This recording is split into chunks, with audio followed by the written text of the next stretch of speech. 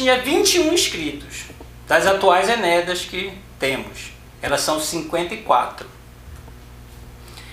E ele vai descrever quais são essas obras, né? Eram estes os escritos, os quais, como ele mesmo não os intitulara, cada pessoa conferia um título diferente. Uma coisa importante que a gente tem que entender nas Enéidas de Plotino.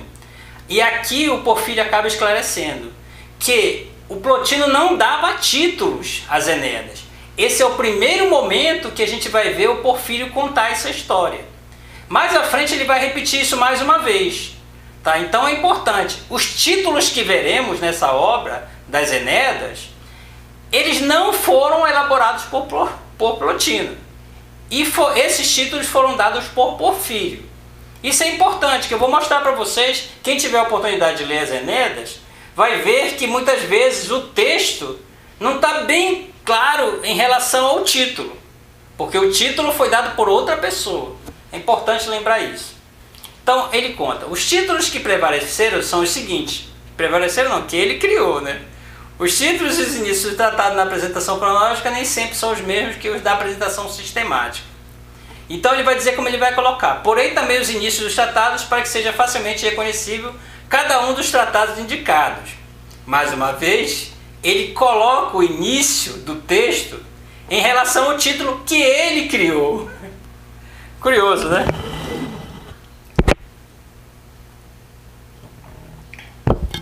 Então o primeiro livro, aqui a gente vai falar 21, é sobre o Belo, título de Porfírio, cujo início é: o Belo está sobretudo na visão. Livro 2, sobre a imortalidade da alma, cujo início é: se cada um é imortal. Livro 3, sobre o destino, cujo início é: todas as coisas que devem. Livro 4, sobre a essência da alma, cujo início é a essência da alma. Livro 5, sobre o intelecto, as ideias e o ente, cujo início é: todos os homens desde o princípio. Livro 6, sobre a descida da alma aos corpos, cujo início é: muitas vezes despertando-me. Livro 7, como que é posterior ao primeiro, procede do primeiro e sobre o uno, cujo início é: se existe algo depois do primeiro. Livro 8, se todas as almas são uma só, cujo início é: acaso, assim como a alma. Livro 9, sobre o bem ou uno, cujo início é: todos os entes. Livro 10, sobre as três hipóstases principais, cujo início é: o que então fez as almas. Livro 11, sobre a gênese e a ordem dos posteriores ao primeiro, cujo início é: o uno e todas as coisas. Livro 12, sobre as duas matérias, cujo início é: a chamada matéria.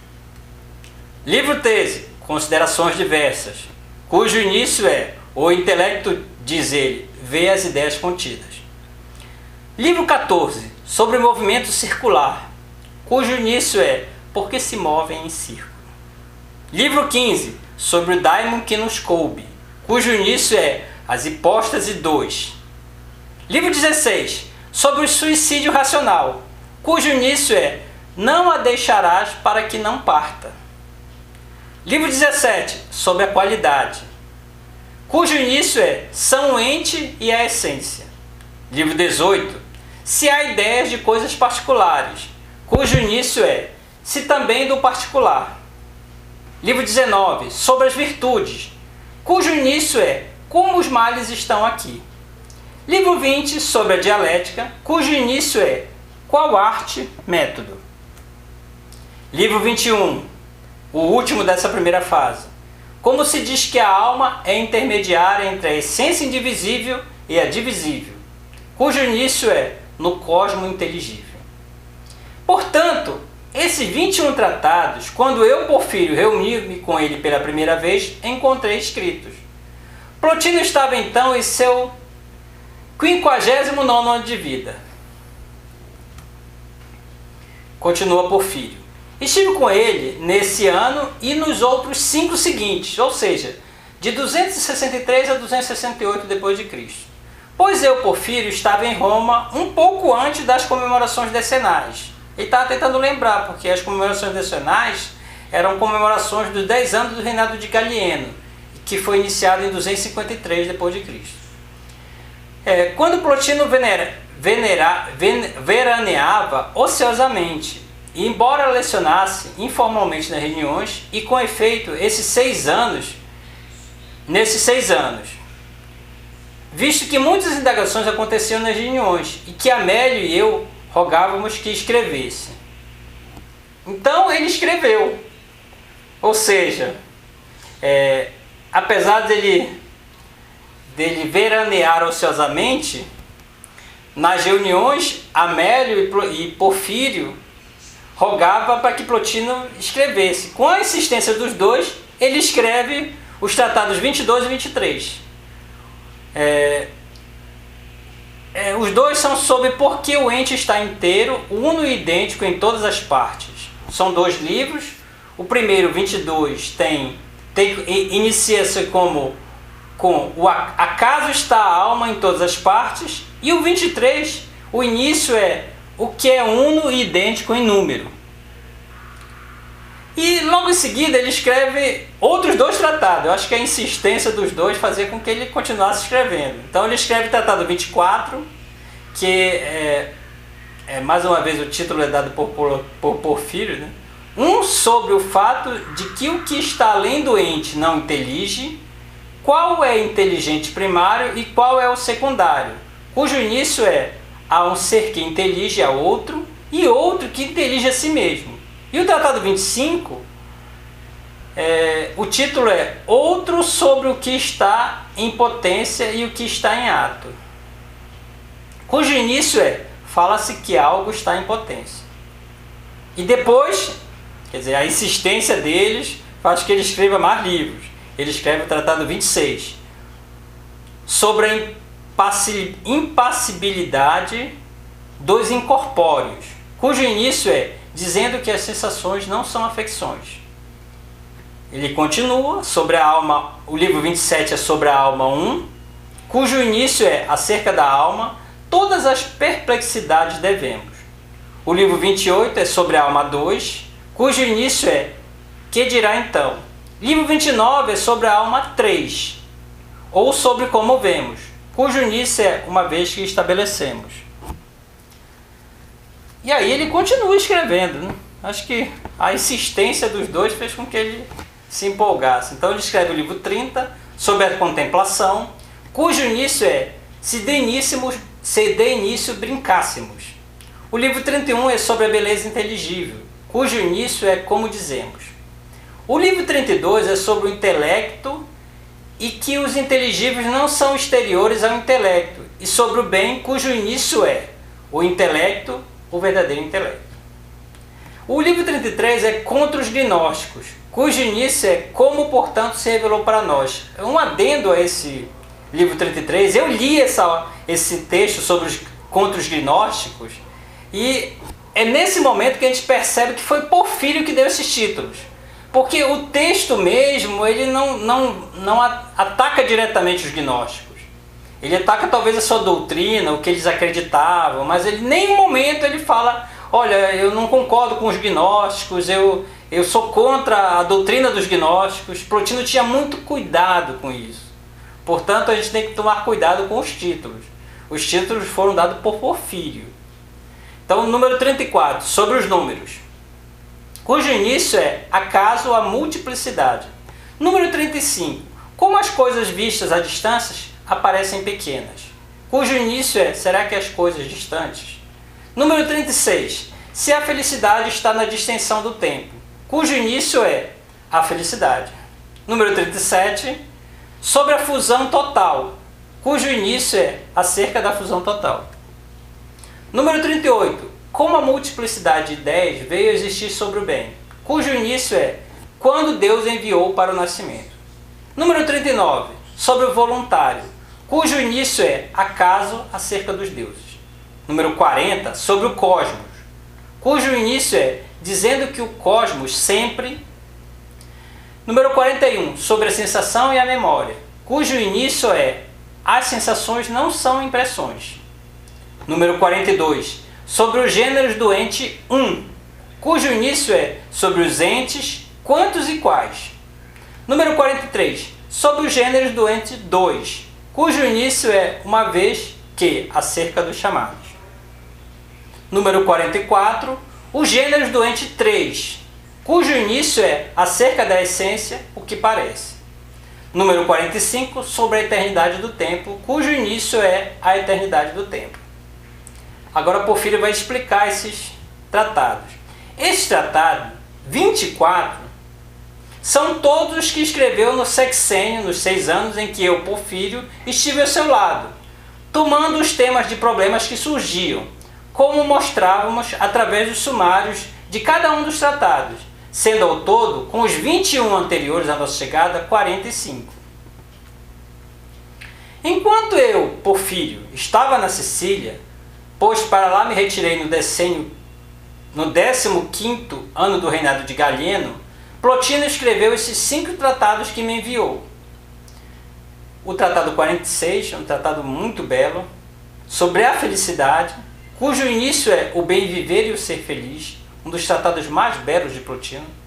Número 47, sobre a providência, cujo início é que ao acaso. Número 48, sobre a providência, cujo início é portanto que pensar sobre essas dificuldades. Número 49, sobre as hipóteses cognoscentes e o que está além, cujo início é acaso aquele que intelige a si mesmo deve ser variegado. Sobre o amor, é o livro 50, cujo início é sobre o amor se é um Deus. Esses são, pois, os que me enviou no primeiro ano do reinado de Cláudio, 269 depois de Cristo, um ano antes dele morrer. Ao começar o segundo, quando logo viria a falecer, envia-me estes. Ou seja, esses últimos 5 tratados que eu vou falar agora são os últimos tratados escritos por Plotino. O tratado 51, que são os males, cujo início é aqueles que investigam de onde vêm os males. O número 52, se os astros influem, cujo início é o movimento, os astros. Número 53, que é o vivente, cujo início é prazeres e tristezas. E o número 54, mais um tratado sobre a felicidade, cujo início é, poderia alguém dizer que é diferente? Então agora ele vai comentar, Porfírio vai comentar. Estes tratados, mais os 45 do primeiro e do segundo grupo, somam 54. Há um comentário de que Porfírio fez com que se tornasse 54. Dizem que pela leitura pode ser que não fosse dessa forma que Plotino tem escrito. Mas aqui ele esclarece, ele escreveu aí antes de morrer. Ele morreu em 305 depois de Cristo. Então ele mesmo escreve que, olha, Plotino escreveu 54 tratados que me mandou. Entretanto, assim como escreveu algum desses tratados durante o início de sua juventude, apesar de que Baracá lembra que juventude, lembramos que Plotino tinha aproximadamente 50 anos quando se pôs a escrever. Então a juventude que ele fala é relativa. Outros enquanto estava em pleno vigor e outros quando estava afligido pelo corpo. Do mesmo modo, os tratados possuem grau de capacidade proporcional. Ou seja, Porfírio afirma que os primeiros 21 tratados são de uma capacidade inferior e que ainda não possuía magnitude suficiente para o vigor do pensamento, ao passo que os da produção intermediária revelam pleno vigor de sua capacidade, e são esses 24, com exceção dos breves de suma perfeição. Ou seja, ele diz que os 24 tratados seguintes de Plotino, que seguiram os primeiros 21 dele, são os de melhor qualidade. Sendo que os 9 últimos, ele escreveu com sua capacidade já enfraquecida. Sendo que mais nos 4 últimos do que nos 5 anteriores. Então era uma posição de Porfírio a respeito desses tratados. Agora, Porfírio vai começar a contar como era a escola de Plotino, como era a relação com os outros discípulos. Isso é um ponto importante. Então vai começar da seguinte forma. Plotino teve muitos ouvintes, mais fervorosos, e que se reuniu por causa da filosofia. Teve Amélio, originário da Toscana, cujo nome principal era Gentiliano, mas Plotino preferia chamá-lo Amério, com R, dizendo que mais lhe convinha ser chamado a partir de Amereia, indivisibilidade, quer dizer isso, do que de Ameleia, quer dizer incúria. Teve também um médico, Paulino de Citópolis, a quem Amélio nomeava Mícalo, porque estava repleto de conhecimentos equivocados. Igal esclarece que Mícalo é um exemplo de homem músico, que aqui parece ser um ápodo irônico inventado por Amélio, e que por antifrase significa o contrário de músico, porque Paulino estava cheio de doutrinas mal entendidas. Então é importante a gente entender aqui que Plotino vai falar sobre os colegas de classe, da classe dele com Plotino. Mas teve ainda Eustóquio de Alexandria, outro médico, a quem chegou a conhecer quase no fim da vida, que permaneceu com ele, tratando-o até a sua morte, e que, seguindo apenas os ensinamentos de Plotino, revestiu-se do hábito de um genuíno filósofo. Ele vai continuar, tem outras pessoas também. Com ele também esteve Zótico, crítico e poeta, que fez correções ao texto de Antimaco, e que transformou em poesia, muito poeticamente, a Atlântida, que é uma obra de Platão, falecendo nubladas suas vistas pouco antes da morte de Plotino, ou seja, Antímaco morreu antes de Plotino. Também Paulino se antecipou a Plotino na morte, ou seja, aquele outro médico que citado anteriormente morreu também antes de Plotino. Teve ainda como amigo Zeto, de família árabe, que tomou em matrimônio a filha de Teodósio, que fora amigo de Amônio Sacas. Ele também era médico e foi imensamente querido a Plotino. Mas sendo político e tendo inclinações políticas, Plotino tentava refreá-lo. Tratava com ele com tamanha familiaridade que se retirava nas terras dele, situadas a 6 milhas de Miturnas, as quais possuíra Castrício, chamado Firmo, o mais nobre dos homens de nosso tempo. Castrício venerava Plotino, que socorria a Amélio em tudo tal como bom servidor, e que a mim, Porfírio, era unido tal como um legítimo irmão. Então,